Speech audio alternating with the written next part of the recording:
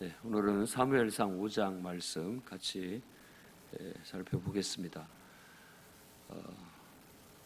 일단은 우리가 성경을 항상 읽을 때 소리내서 읽는 것이 중요하다고 저는 생각합니다. 그래서 여러분들이 마치 아나운서가 됐듯이 낭낭한 목소리로 정확한 발음으로 성경을 읽는 그런 버릇을 들이신다면 여러 가지로 유익하리라 생각됩니다.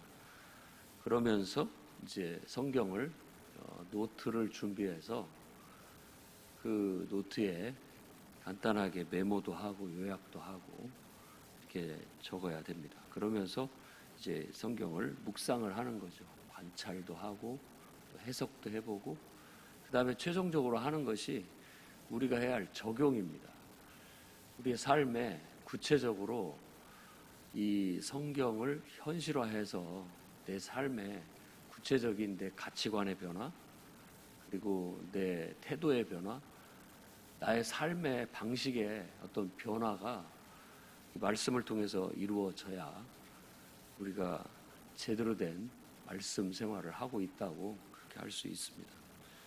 근데 대부분의 사람들이 이런 기초를 소홀히 하고 되게 달콤한 은혜 받는데 많이 이렇게 사람들이 관심을 갖게 돼 있습니다.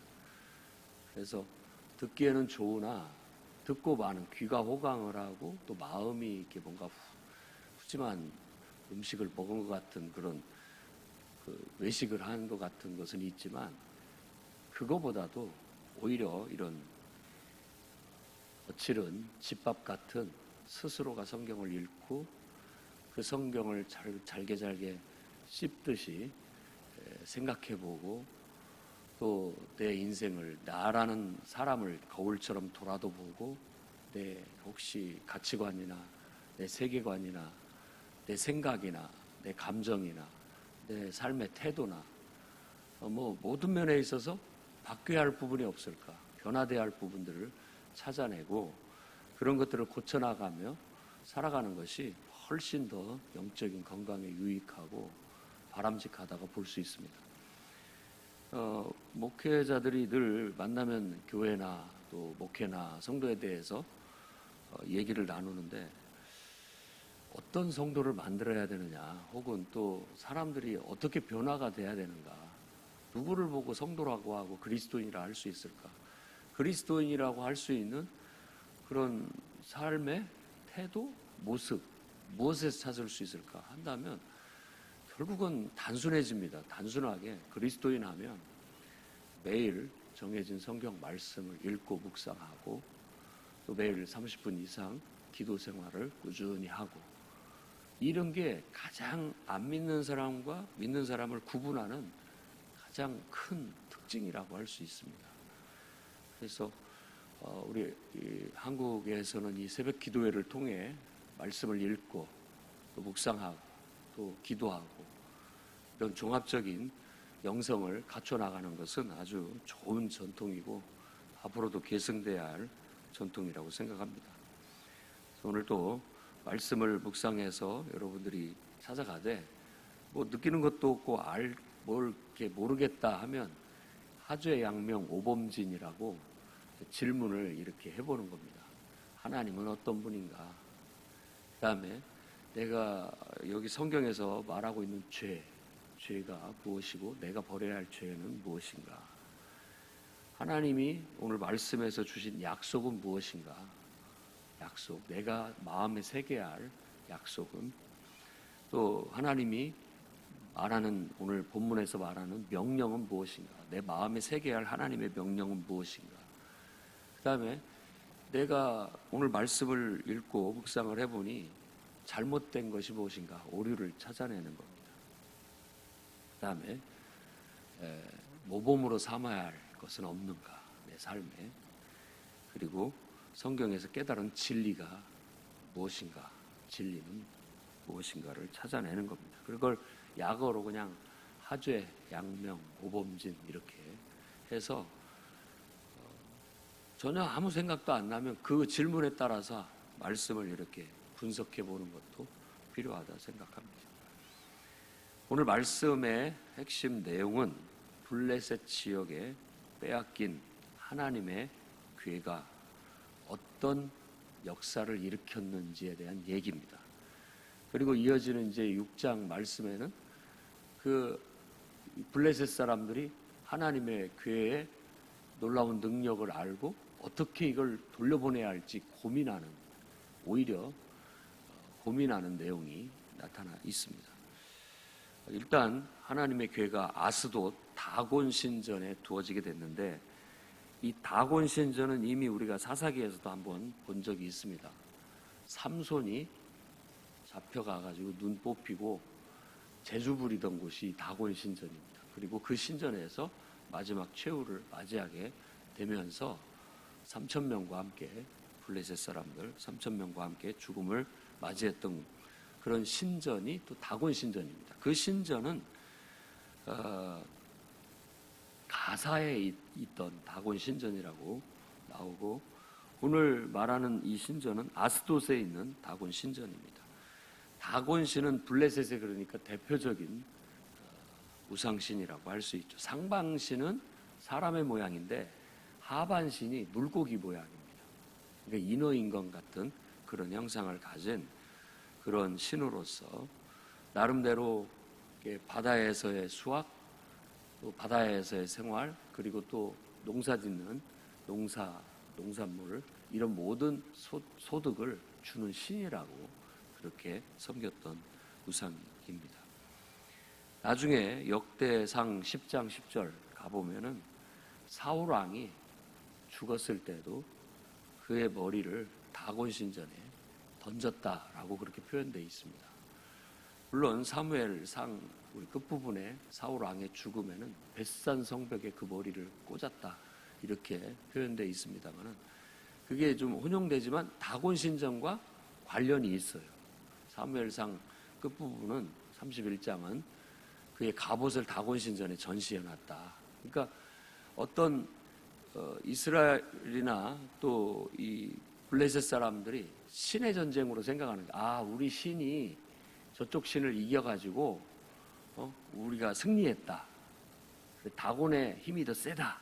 뭐 이렇게 생각을 하고 그 신전에 마치 그 전쟁을 통해서 얻은 그 획득물을 거기에다 전시해 놓는 것 같이 그 신전 옆에, 다곤신 옆에 법궤를 갖다가 놓게 됩니다.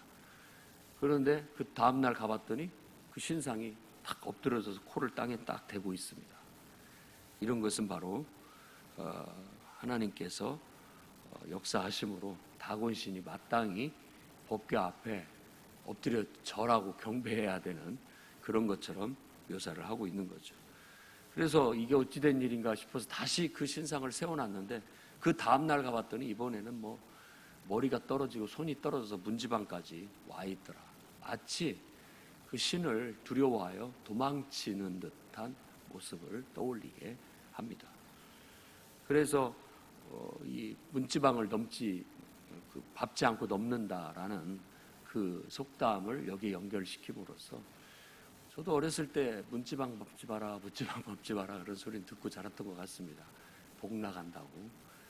근데 다 우리 생활 습관과도 연관이 있는 것 같은데, 그런데 의미를 다곤 신에 부여해서 문지방을 밟지 않고 넘어가게 했다라는 그것을 이 일화와 연관시켜서 유래를 설명해주고 있습니다. 그러자 이 아스돗 사람들이 이거 있으면 안 되겠다 싶어가지고 얼른 이 뜨거운 감자를, 두려운 이 하나님의 법궤를 아스돗에서부터 가드로 옮겨가게 합니다. 그래서 가드로 갖고 갔는데, 이제 이 신전에서도 그런 일이 있을 뿐만 아니라 아스돗에서 또 다른 현상이 일어났는데, 그 사는 마을에 독한 종기가 퍼져가지고 사람들을 막 죽어 나자빠지게 되는 겁니다. 그러자 가드로 보내게 됐고, 가드에서도 똑같은 독한 종기가 사람들을 죽이므로 또 가드 사람도 얼른 에글론도 또 이걸 떠넘기게 됩니다. 에글론 사람들이 그걸 받으면서 하는 게, 이 사람들이 이걸 우리한테 떠넘겨서 우리도 죽게 하려는가 해서 긴급 회의를 소집합니다. 이스라엘의 방백들이 모였다고 하는데, 이 방백이라는 뜻은 우리가 쉽게 안다면 삼국지에서 이렇게 읽어보면 제후들 있죠. 각 지역에 그런 사람들입니다. 각 동네 마을의 수장격인 사람들이 모여서 야, 이거 어떻게 하면 좋겠느냐, 이걸 돌려보내야 될 것 같은데 어떻게 하면 좋겠느냐 서로 의논해서 돌려보낼 것을 생각하게 됩니다. 왜냐하면 이것이 온 뒤로 하나님의 손이 우리를 쳤다. 그래서 우리에게 독한 종기가 이렇게 퍼져 많은 사람들이 죽어가고 있다. 이거 우리 가까이 두면 빨리 여기서 내보내야 된다라는 그런 의논을 하게 되었다고 얘기합니다. 자, 이스라엘 백성들에게 하나님은 그들을 선택하시고 그들에게 자기를 이렇게 맡겼습니다. 그러므로 인하여서 그들은 하나님을 온 세상에 알리고 비춰내고 또 하나님의 역사를 이루는 도구로 쓰시려는 영광을 얻게 된 거예요. 하나님 앞에 선택이 되었다는 것, 그리고 또 하나님의 도구로 쓰일 수 있다는 것, 하나님의 역사를 이루는 몸으로 활용될 수 있다는 것은 성경에서 그야말로 인간의 가장 큰 영광이다. 그리고 더 나아가서는 그것이 바로 인간의 존재 이유고 인간의 본분이다 라고 말하는 겁니다. 의라고 말하는 용어는 자신의 본분을 다 이행하는 것을 말하는 겁니다. 인간이 인간답고 인간으로서 자기의 본분을 제대로 이행을 하는 것을 의롭다, 의로운 사람이라고 얘기를 하고, 그걸 제대로 이행하지 못하면 불의한 사람으로, 문제가 있는 잘못된 그런 사람으로 얘기합니다. 그래서 죄라고 하는 개념이 생기게 되는 거죠. 하나님이 이스라엘을 택한 것은 그 영혼들을 구원하는 겁니다. 구속, 다시 원래 자리를 되돌려놨다라는 거예요.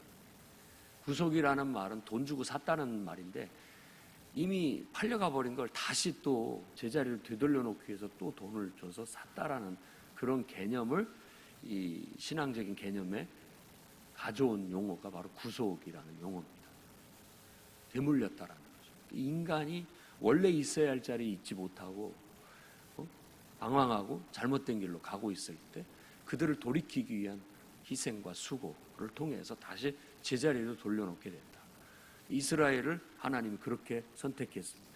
그들 속에서 하나님의 형상을 두고 그들을 통하여 하나님의 영광을 드러내고 온 세상에 하나님의 뜻을 펼쳐나가는 그런 은혜를 우리에게 주신 거죠. 이스라엘 백성에게 그런 은혜를 주었던 겁니다. 그런데 그것을 제대로 감당하지 못하고 하나님의 영광을 가리게 되고 하나님의 뜻을 곡해하고 왜곡된 길로 나아가니까 하나님께서 더 이상 거기에 맞지 않아서 하나님의 옷을 걸맞지가 않은 거예요. 그래서 거기를 벗어나게 돼서 지금 법궤만 이방 블레셋 적진의 신전 안에 들어오게 됐지만 하나님은 거기서도 하나님은 이스라엘 민족과 백성이 없어도 하나님은 역사하신다. 그런 걸 보여주고 있는 겁니다. 그래서 하나님께서 그분의 능하신 손으로 다곤의 능한 손을 제압하시고 블레셋에 큰 재앙을 일으키셔서 하나님의 위엄과 하나님의 살아계심과 하나님의 영광을 스스로가 드러내게 되신다라는 겁니다.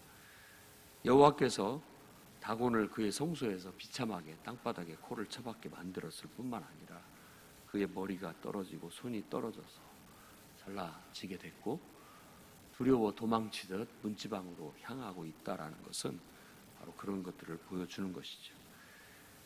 다곤은 결국 하나님 앞에 굴복된 모습을 보임으로써 하나님이 온 세상의 유일한 하나님인 것을 보여주고 있는 말씀이라고 할 수 있겠습니다. 여기서 우리가 한 가지 생각해 봐야 할 주제가 바로 그거예요. 하나님은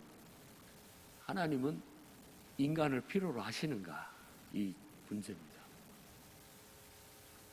일단은 이 문제는 답이 두 개일 수 있습니다. 하나님은 필요 없어요, 원래. 필요가 없다라는 거예요. 하나님 스스로가 충분히 하나님의 역사를 이루고 하나님의 뜻을 펼칠 수 있는 것이죠.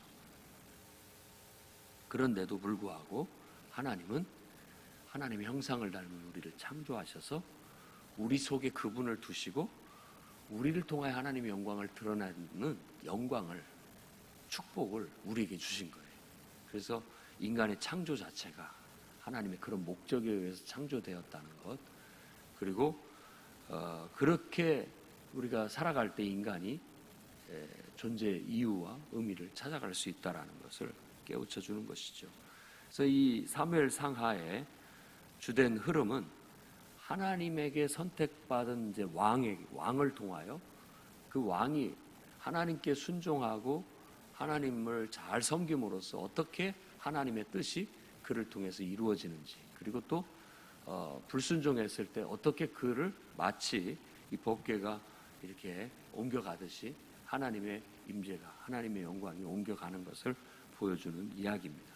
그러니까 이 법궤의 행동과 또 이스라엘 사울 왕과 다윗 왕을 선택해서 하나님께서 옮겨가는 것도 동일한 그런 상징적인 것으로 똑같이 보여주고 있다고 볼 수 있습니다. 그래서 오늘 우리는 우리의 삶에 나는 정말 하나님을 내 안에 잘 품고 그분을 부끄럽지 않게 또 더럽지 않게 왜곡됨 없이 하나님을 잘 보여주고 있는가, 내 인격과 성품을 통해서 또 말과 행동을 통해서, 그리고 내 가치관이나 세계관 속에 정말 이 하나님이라는 존재 그리고 나라는 존재가 잘 정확히 정립이 돼서 하나님과 나라는 두 축이 만나는 그 지점에 내가 있어야 할 자리에 제대로 자리하고 있는가, 그리고 거기에서 제 역할과 제 본분을 다하고 있는가를 살펴야 되겠습니다. 우리가 교회에서 훈련을 받고 또 교육을 받고 예배와 기도에 우리가 정진하는 이유는 바로 그런 것들을 정확히 실천하기 위한 우리들의 노력이고 또 몸부림이라고 할 수 있습니다.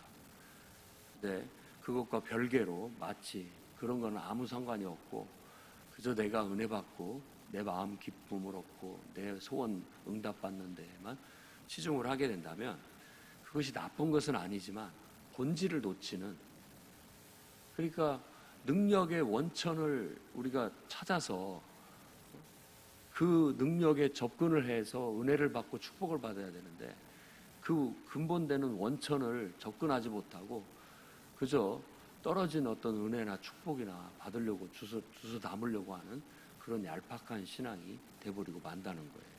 그러니 다시 한번 여러분들의 신앙의 기초가 튼튼한지, 나는 어디다 던져놔도 정말 항상 기초가 딱 튼튼해서 어디서든지 뿌리를 내릴 수 있고 거기서 잘 자라서 건강하게 자라서 열매를 맺을 수 있는 그런 하나님의 형상을 닮은 존재인지 다시 한번 돌아보고 바로 설 수 있는 기회가 되기를 주의 이름으로 축원합니다. 기도하겠습니다.